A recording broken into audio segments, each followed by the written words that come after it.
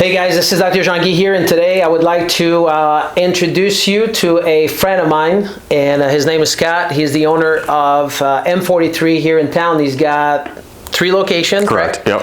3 locations, been in business for 7 years. Today we're going to have a conversation. I've been wanting to do this for a long time, and I'm just so excited to have him here today because there's lots of things that people are confused about training and about going to the gym and knowing what to do, when to do it, how to do it, when to start. We're going to answer all those questions today, and I'm looking forward to hear from Scott here because number one, he's been in the business for a long time. He's going to tell you his story here for a minute, but taking care of hundreds, thousands of people here in this town and in this community, and ultimately, our goal is the same, is to see people live the abundant life that they have. But in order to do that, obviously, people can go on Google and they can find a lot of information, but information with no action does not lead to transformation. And then having the right information with the right people, as you know, if you don't know that yet about us and about me and about our team, is we want to have the right people that have the right information that's going to take you to where you want to go. So without any further ado here, I'd like to have Scott just kind of introduce himself, telling us a little bit about what he does, and then we're gonna, as we go through this, I'll be asking him some questions that are of interest to, I think that's going to be of value to all of you that are watching this. So Scott, why don't you tell us a little bit about, how many years you've been in this town and what you do and, all the good stuff that... Cool. Well, thanks for having me, and obviously this has been long overdue. Yeah. So I went to Michigan State for kinesiology.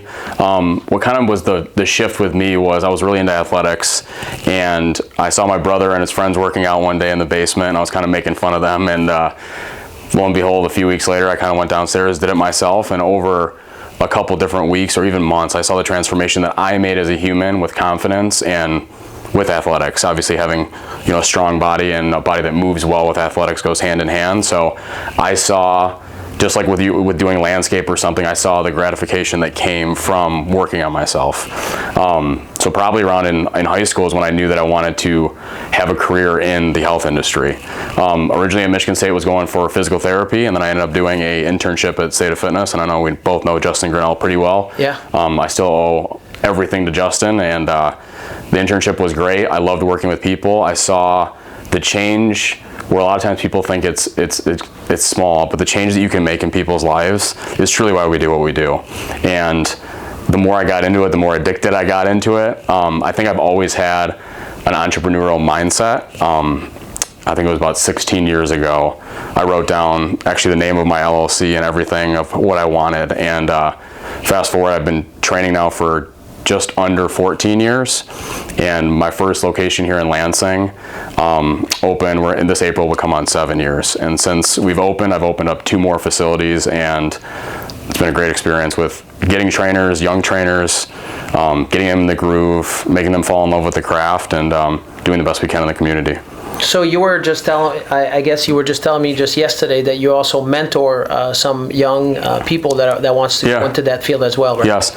So it was funny because I did actually a 2-year internship. One was just because I wanted to get more tools in the tool belt and more time in the craft. And then I did 180 hours at Michigan State University, like I said, with Justin at State of Fitness.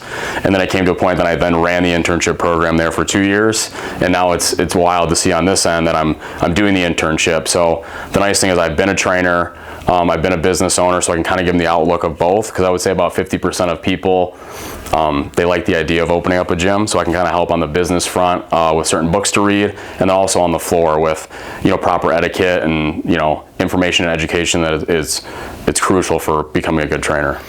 So I want you to tell us now, I want to ask some questions specifically to Scott here, because obviously been in practice for 25 years, and been an athlete myself, still to this day training, and there's a lot of confusion about people training, or there's people every day that they will ask me when they come in here, they would like to train, but they don't know really where to start. And I'm happy here to have Scott today that can give us some insight, because obviously he's in the trenches, right? It's not just about, he does own those places, but he also works with people every day. So I'd like him to just kind of give us some insight here as a first as a first question, kind of let our people know here is like, if a person's interested in training, how do you get started? Yeah, so I think the hardest thing I always tell people is to get started. Unfortunately, a lot of people have a negative connotation sometimes with gyms. I always say we're kind of like a doctor's office, and the hardest thing is to get in the door. When they're in the door, I always call myself, or M-43, like the warm fitness hug that sometimes people need, because I think a lot of people overcomplicate it, whether it is with Google or reading all the information that's out there, and it's like paralysis by analysis. It's too much. So with M-43 and with my philosophy is always simplifying it and making it a lot easier than people think. And when people are first starting their fitness journey, I'm sure you see it with clients here, is when you really get the most strides. So it's the most exciting and where you can kind of get the most traction with those people to sustain a healthier lifestyle moving forward. I also think, and maybe you'll agree with me, that when you just, those baby step, when people feel like, hey, I can get to this next one little step and it's not a big mountain in front of them, it's much easier to get to that and then to just kind of engage and to be able to continue. Yes. I think that when it's when you have this big thing in front of you and you're like, I'm not sure I can do it, or I really don't think, I tell people, and some of you have been in class, and I just tell people, I'm like, listen, your first step into this working out thing is just put your shoes on at night and just go to bed with them, right? I mean, that sounds kind of silly, and people, they're like, ha, but like, what's the next little step that you can take? And I think that, I like what Scott just mentioned here, is to be like, okay, let's simplify this so we can make this happen and we can make this enjoyable. My next question for you here, Scott, and that's something that this has been on my heart for a long time over the years, and I don't think many people understand from the kids that start to train in high school that are doing sports, and even for adult. You start training, and a lot of people, what they don't understand is they're really excited about, some people are really excited to get out there and they want to go to the gym, they sign up for the gym, but I have this concept in my mind of, if you're not mechanically sound in a gravity environment, you're not doing yourself any good, and you're just going to be building on your weaknesses. So I want you to tell us a little bit about what your views are about that, and how do we go about to make sure that that doesn't happen. Yeah, so I always tell people that in my gym or with people I work with, safety is number one, movement's number two. The rest can come after. And if we're exercising and doing the right things, results will happen. What I've noticed with training people is we have a philosophy of basically when someone walks in the door, we do, which we've talked about before, like a functional movement screen, or basically just see how they move, what imbalances they might have. Because I always use the analogy, I'm a horrible cook. My wife is a phenomenal cook. So when a lot of people come in here, they get their key fob, they get their card, and then they're just like off. And I think a lot of people end up quitting their journey because they just don't know what to do. And off the movement thing, people just do what they've think they know what to do, which a lot of times is bad. So with working with a trainer, with our facility or somebody else, or working with somebody like you, kind of knowing how your body moves or what things you might need is how you can properly tailor a program to that, right? So everybody moves differently. Movement is medicine, and it's important to get into the right workout program and doing the correct exercises if we want to move forward with results and also a healthier body. So if you just heard what he said, right? If you build on your weaknesses, you're not doing yourself any good. And then also what I'm getting out of this here is, to be able to have somebody that's going to be taking you under their wing. I know some of you might not like that. However, this is truly the right thing to do in order for you not to make yourself worse, and you can get the best outcome. Right? If you're not mechanically sound in a gravity environment, everything that you're going to do, if you're building on your weaknesses, you're not doing yourself any good.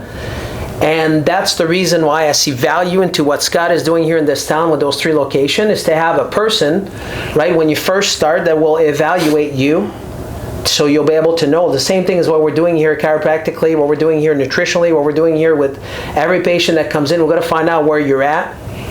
And then after that, to be able to give you some corrective movement, right? So how can we do some corrective exercise so you're not building on your weaknesses? And then after that, you'll be able to, the success that you will get is going to be to a much higher level without, people, and I'm sure that you've seen this 1,000 times, that people get started, they get injured, and then they just get scared, or you just never see them again. Correct. Right? And that's not really that's not really what you want, and that's not really what anybody wants, because ultimately we're not serving the purpose of getting more people to move. The biggest thing that we've seen, from reading, is the two things that make people stop the most is it becoming a stressor in life. As we know, people have life stress outside of here, kids, work, all that other stuff. So it's either stress is number one and injury is number two.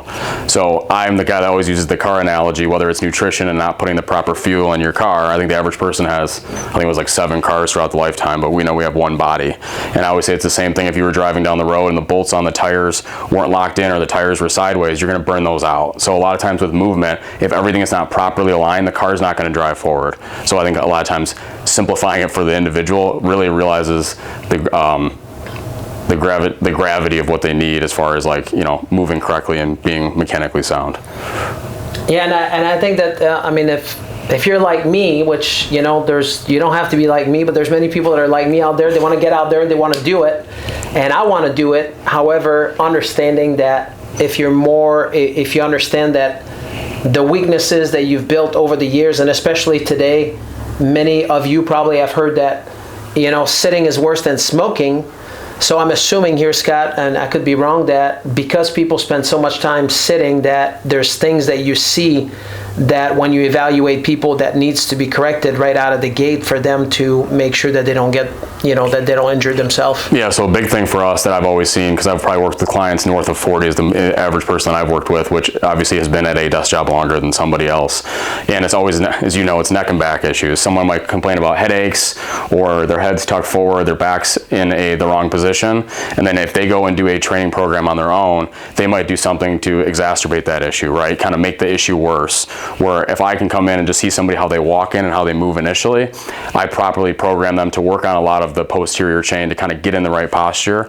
And same thing with loading the spine, right? Like if somebody has a spine that is not properly aligned, I'd be doing them a disservice by loading it. So there's a lot of different stuff, whether it's unilateral exercise, a lot of posture, a lot of weighted carries to kind of help get them to correlate to what you're doing to kind of be like a 1-2 punch to get them moving better.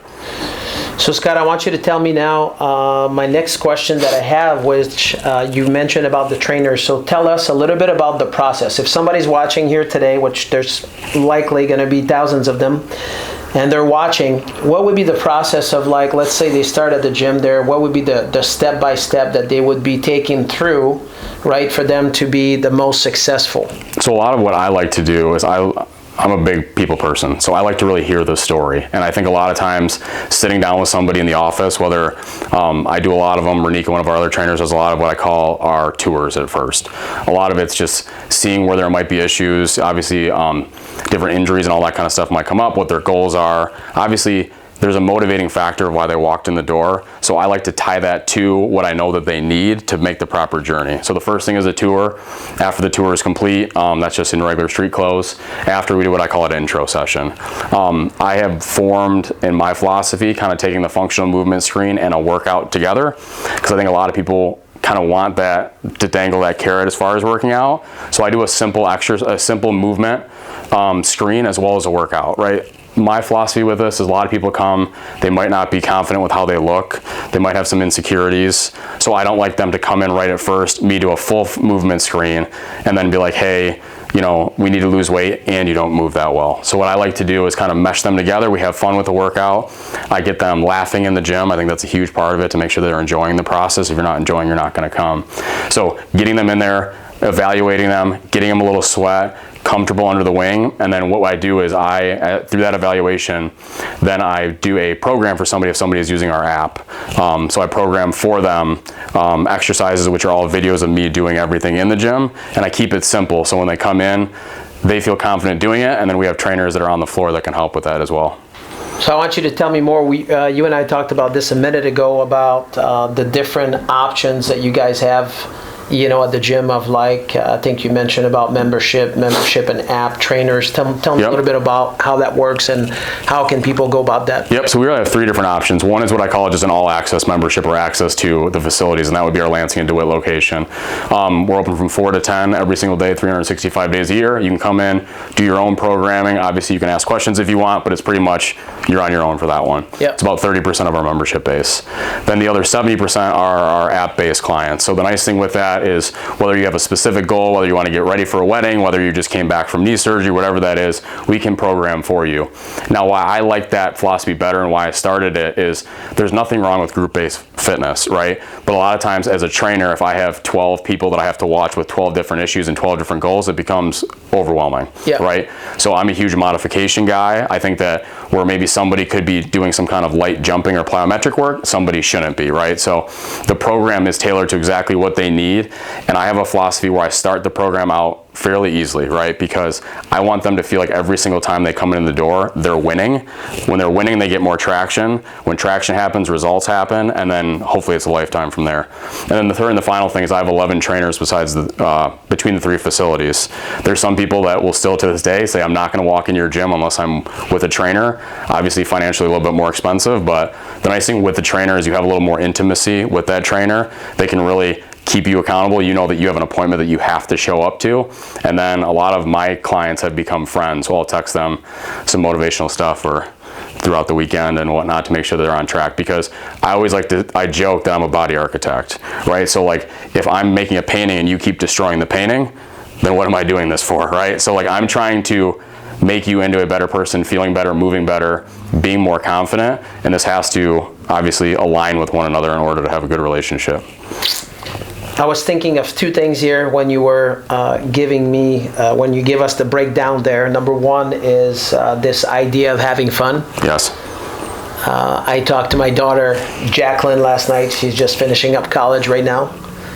And she's like, Dad, I just love to go to the gym, Dad. I just love the grind. And, I remember her 4 years ago. Mm-hmm. I mean, it was definitely not the case. No.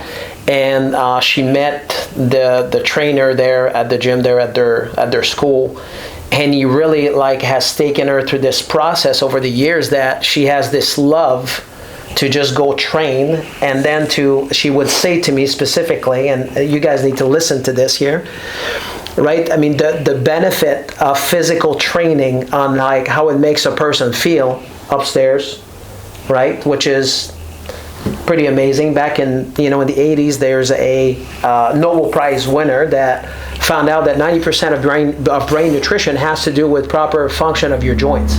Right? I'm going to say this again. Some of you heard this, but I'll say this again. Right? 90% of brain nutrition has to do with proper motion of your joints. So if you're not moving, your brain is dying. And it was interesting that Jacqueline would say that to me. She's like, Dad, it just makes me feel so good when I go to the gym and I train and I just love the grind. I'm like, and then on top of that, with a big smile on her face, right? She legitimately loves to just get out there and to just do whatever needs to be done, right? Yeah. Because she likes the way that it makes her feel. So that's number 1, is having fun. And that's something that I have experienced firsthand. Getting into the gym and watching Scott, there's groups of people constantly there. I've been going there for many years now, but watching those it's really a community, and having those subsets of those groups there, training together, having fun together, smiling together, and just making it enjoyable. And then, just having the grind, but yet, you get the results of how it makes people feel and really how it changed people's lives. And that's another reason why, I wanted to have this here a long time ago, because it's way overdue for us to spend a little bit of time and to tell people about it. And I like the idea of, smaller places to be more intimate. And, having been, at your place at, all the location except where they train all the cool kids there. Haven't been there yet. I know I've been invited. You said you're an athlete. Yeah. Sooner or later I'll be there. And so anyway, that was the first thing about having fun. The next thing that caught my attention is you talked about having a trainer. It's a little bit more expensive, and I'm going to reframe this. I'm gonna say it in a different way, okay. Right? And the different way that I want to say to you guys, that are watching this right now, is this is not an expense. You think it might be an expense, but to me, I'm going to tell you that this is an investment. Right? Investing in your health, whether it's better food, whether it's exercise, whether it's nutrition, whether it's chiropractic, whether it's you're investing, you're enjoying putting a little bit of money for a long period of time to be able to enjoy life to its fullest. It's not costing you something. You're investing into something for you to have the best life that God wants you to have. And I think that this is something that I will hear, and I'm sure that you hear that too, that, people will make choices. They're like, but, what's the cost? And I'm like, I always like to use the term, like, what is the investment? And having an investment means that there's something that you're getting back out of it that is way more than what it's going to cost you. And that's really what I see into when I walk into this place and I see hundreds of those people that are, training, that are having fun, having a big smile on their face.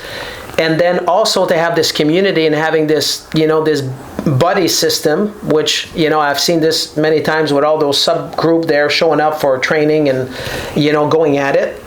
And to me, I think this is truly priceless, because I tell people all the time, and you might agree with that, is like there's two main reasons why people don't succeed on their health journey. And oftentimes in my book, what I've seen in 25 years is having a why that is big enough. Why do you want to be healthy? Why is that important to you? And that's number one. And then number two is to have an accountability partner. Having somebody that loves you enough that's going to be like an accountability partner doesn't mean that this is your best friend. Maybe your best friend is not going to hold you accountable. But having somebody that's willing to take you on that journey, to just love you enough to just be like, hey, tomorrow we'll be there at 6 o'clock.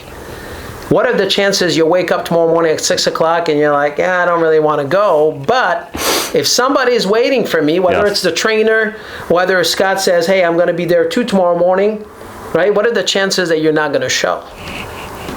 So, So I think to me, this is something that there's huge value into that, and that's whether the reason this is much in line with what I believe to be true.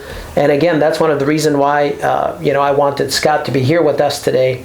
Anything else that you want to just share with those people that are watching here today, as far as like maybe anything that comes to your mind that we haven't talked about yet? So kind of piggyback on what you just said, my favorite tagline is most people don't know what feeling good feels like.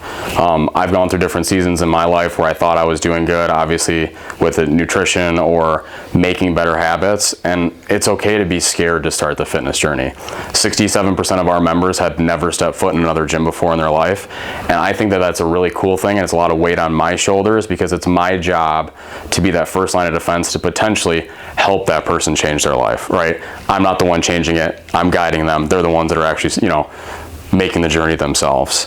So I've seen tears in the office. I've seen people that are scared. I've seen people that have wanted to reschedule because they're scared to walk in the door. And I can tell you, those people that just take that risk, they take that chance. It's not a risk.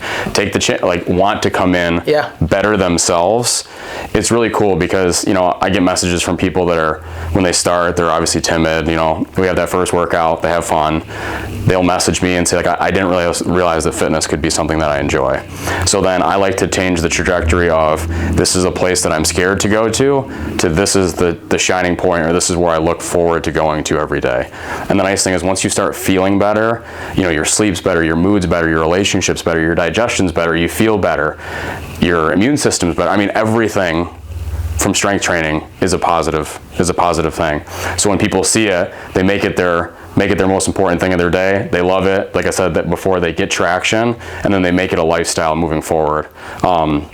And I would tell people, the last thing is, when I first started in the industry, I had a lot of people that would come, borderline health issues, or I would say something that needed to be fixed rather soon. Said they weren't ready. Unfortunately, they might come to me after a stroke, after a heart attack, after surgery, and they're like, I wish that I would have just done that now. The night shift, and what we talked about post-COVID, is a lot more people, I think, are on the offense with their health, which obviously has been great for you and I.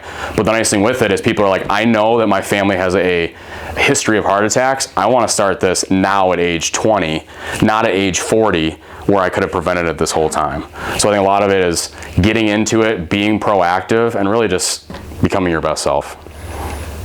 So a couple of things came to my mind here. It's like an investment, right? If you're proactive now, you're investing in your health, versus being reactive, that's going to cost you. And interestingly enough, I was reading some stats the other day, and it might not be exactly, but the last couple days of people's lives, they're going to spend more money they're going to spend more money the last few days of their lives before you croak over and you die, unfortunately, right? It's going to happen to all of us, than their entire life of investing for their health. Which is, just think about that. That's pretty scary, that, you know, people will, it's going to cost them more the last couple of days of their life before you're done than your entire life to try to invest in your life and enjoy your life and get your best life ever, right? So I think, to me, that this is something that is really, like, we try to get this across to people as fast as we can, because the fastest they can get on it, that's exactly what you just alluded to, the fastest you can get on it, you know, the less likely, number one, that you're going to see that bad outcome. But not only that, it's like, we don't know how many years we're going to be here. Correct. But while we're here, don't we want to be the best we can be? And I've worked with a lot of type A individuals, or people that are stubborn when it comes to health, or will continuously kick that can and become reactive. And I tell them, let's say you retire at 65, to enjoy life after the time with what the retirement is, and you can't enjoy it because of health issues. That's right. I have a lot of people that I know have been on a bad trajectory as far as health, and I will tell them to their face, if they're not getting traction, like, you might not be able to walk your daughter down the aisle. Like, this is stuff that we really have to pay attention to. At the end of the day, money is a tool to invest into things. Money is a tool to live a happy life or freedom. And if you don't have your health, you don't have freedom. So when you retire, when you have nothing, I've seen it with people that I am very close to. They look forward to retirement. The day they retire, it seems like health issues just start piling on, and then they can't go on these vacations or be there or play with their grandkids to really probably have the best time of your life taken away from you because you didn't make the step early on. That's right. I hope you were listening. So just to finish this up here today, I just want to thank you, Scott, for being here with us. Thanks for having me. Again, that was overdue for you to be here. And then the last thing that I want to tell you is, if you know me, maybe you don't know me, but if you do know me, I just don't really associate with people that, this is really important to me. It's really important to our practice. It's really important to what I believe to be true, is to be around people that are living it, that are doing it, that are in the trenches. And that's the reason why Scott is right here today with us, is because not only he's telling you here about this gym stuff, and you know, I mean, this is all great, and that was the purpose of what I wanted to do today. But even more important, you know, I got to know him more personally. You know, him with his family, his wife, his kids, and not only he just talks about it, but he also does it. And that's really important to me, because this is like translating into all the other areas, right? So when we're surrounded with people that wants the same thing as what we want, and they're doing it, and that makes the world of a difference. Because in my experience, oftentimes, you know, people talk about stuff, but yet not really, you know, doing it themselves, you know, being on that journey. So as it relates to what I've done for the past 25 years, married into a family of 32 chiropractors, you know, having 5 kids, 7 grandkids, having our children at home, being under chiropractic care, you know, from the time they were, you know, little, right? And using chiropractic nutrition and focusing on health and wellness and moving well, thinking well, eating well, all of those things, to be able to line those up and to see the outcome. Not just in my family. You know, I see that in Scott's family, right? I see that in people that I associate with, that when you invest in your health, right, we know it's predictable what the outcome we're going to have. Yes. Right? And that's something that I wanted to expose you to that today. So again, thank you for being here today. Thanks for having me. Take care.